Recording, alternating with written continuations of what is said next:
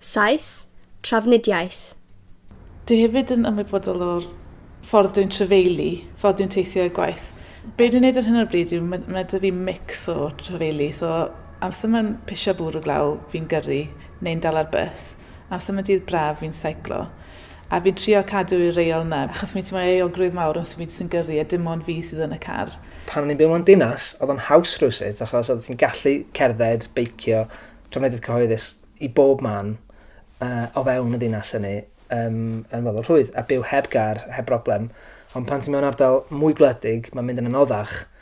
A mae hynna, dwi'n deall yn iawn pan bod gen bobl, a bod pobl wir angen ceir a mewn ardaloedd gwledig.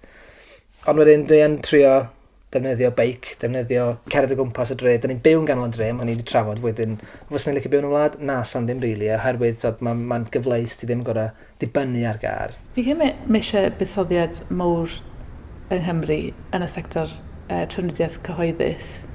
Achos mae lot o sôn yng Nghymru nawr yma tlodi tanwydd, ond mae tlodi trafnidiaeth yn rhywbeth llawn mor difrifol, achos mae fe'n ymharu ar gallu pobl i byw eu bywydau nhw o ddydd i ddydd.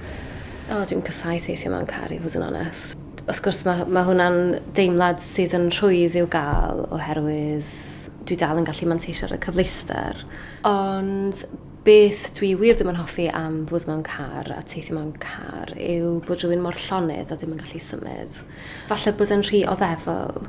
A wrth gwrs mae hynna'n wir pan ydych chi'n teithio mewn tren hefyd, ond rhywsut di'r teimlad ddim mor gryf. Ond rhywbeth sy'n neud efo'r corff ydy hefyd bod ti jyst wedi cael dy gau fewn, falle.